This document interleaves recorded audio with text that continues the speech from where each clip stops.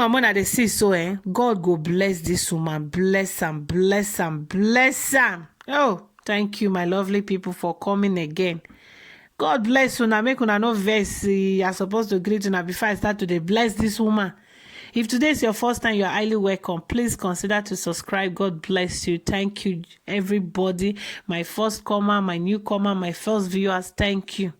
Pretty young. Thank you.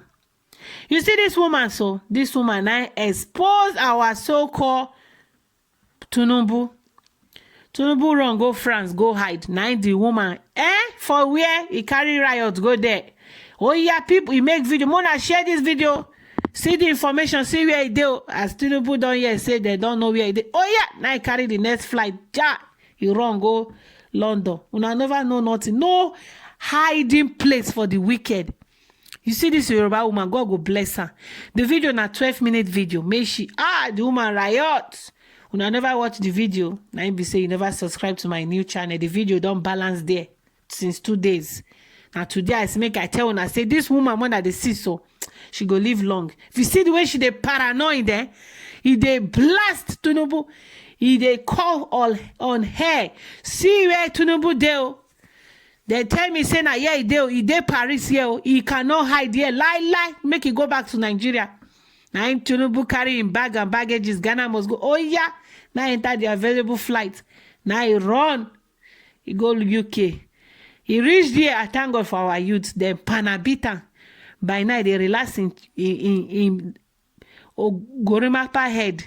They relax this in big head and big high now for what is it called, for hospital. I wish you go just from that hospital, make they admit. I go just from there, pass, go see Baba Devil. Because God no go receive this soul. Lie. This Tinubu, man, they see so, this big high. God no fit receive your soul. Lie. If God receive your soul, now be say God do ojoro. And I know say God no be ojoro, man. You no fit go hellfire self gone. They will carry you, throw away you for inside water. Shark go just disgwangwa you. You, this man, you give order, make them delete Nigeria youth. Oh my show. Your children go benefit for this. Then go benefit from this one, may you start. You never know nothing, no. You never know nothing. You don't beg now for where you hide. You go Paris, this our sister riot. Then give her information. Kuku no say our black plenty for there. Now so he make video. Oh yeah, see where Tinubu do. Then Tinubu run. Una go they run. Una go they run. Till una go run, go jampo. Till una go run, go enter motor mouth. Motor go jam all of una. Nigerians may they suffer, they come. Nigerians, when I want to talk about the bad road, may they know money may they supposed take do road. They'll carry the money, go invest, go put them for businesses for abroad. Oyibo man go they use our money, they trade. They no build nothing, no jobs. Youth they for street, they work out like mad people. If you see youth for street, see madman, you don't know the difference. You no go know the difference between madman for street and normal youth may no get job. They go the waka. Now they go see say our youth go turn to picking pockets. From picking pockets, they go begin carrying knives because they need to protect themselves. Maybe fight go come. Before you know, youth go begin to fight themselves all in the name of because the government just failed the people. See the way life there for other parts of the country very well. Other African countries, our neighboring countries, see they are doing well. Lights, they there 247. Jobs, they try, they create jobs for their people. See Rwanda, yeah. Which they then get independent compared to when we will get our own. We got independent 60 years ago. See what we do. Go visit Rwanda in case you never go. Make you see how beautiful the city is there. See Niger just be like where they keep chicken, goats, rago, shanu, akuya, everything. It just be like where they keep domestic animals. You know, say domestic animals, not them no, they no get sense. Reach the bush won't get sense more. See how dirty the country they. See how the country just be like where they go play jungle over.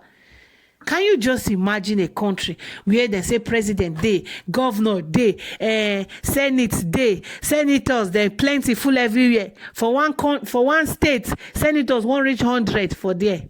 For only one state. One senator get like 26 workers made they work for her, and a government money they pay them. See the way they sink Nigeria. See the way they sink Nigeria. See the way they sink. Government go pay you as a senator. Come pay your workers. No be saying that you they pay your workers. Official cars full everywhere. Official girlfriends full everywhere. Now why people no go one kid yourself if they no get that position as a politician? They need also to enter that position to lead us or change things or serve the people. If you see where they hustle to want become politician, they won't keep person safe. You say now for just their own good. They hustle to go enter there, may they forfeit thief money. No be to also enter there, may the benefit the country go good though. Lie. No be that one they interest them. Oh. Can you just imagine? Nigeria politicians. Better for now. I say make I show una the face of the woman, may expose the place, may this our Oga day with Okpolo High for Paris. As the woman exposed, now Paris the first go, say Nigeria plenty for London, and I just run suffering, say make you go hide in head for Paris. I kuku like Nigeria plenty make they work for airports now. Taxi drivers, so I be na normal people. Say if they reach Obodo Yubo, be like Nigeria, may as it just the land, you go carry all the car for Nigeria and the security men. No, for there, if you land for Obodo Yubo, you go be like any person on the streets, normal. Now they locate and carry and give this our madam for the Ogbonge woman. Now he say for where? For this Paris, jail. Now Paris the first wrong go. Now this woman and the gang, everybody, they make sure say they worry that hotel, disturb where they no say they around.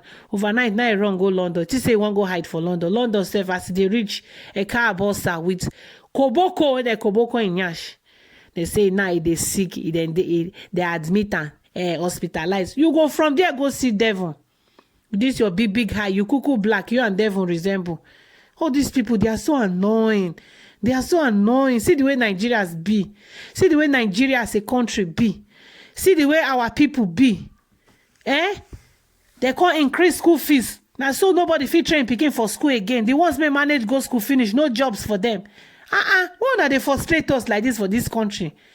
They say leaders of tomorrow. Where the leaders may una don't build, put for ground. Now these old people now go rule us till we die. No leaders. I don't see no leaders. So no, because school fees cost. Nobody fit put picking for school. Everybody now they send their picking, may they go learn trade or do one petty business. The ones may manage go school, they no get job. All of them don't turn thugs or become kidnapper. Who can't go school again? You better go learn handwork than to can't go school, waste money, no job. All because of these people. Our sister, God go bless you, Jare, Yellow Sissy. Thank you as you chase them, come up for there. You no nothing. When I go back to una country, go feast una country. We no need una for Obodo Yubo. Yeah, people. You want run come where light there to your big high. Even this your high itself, it big like light. It be like fluorescent. You don't need light for your country. Go back to una shito country. Yeah, leaders may we get for that country. Now God go strike una one after the other. See their head. Thank you for watching. Please remember to subscribe, share, like, turn on your notification bell. Thank you very much. Until I see you again. Bye.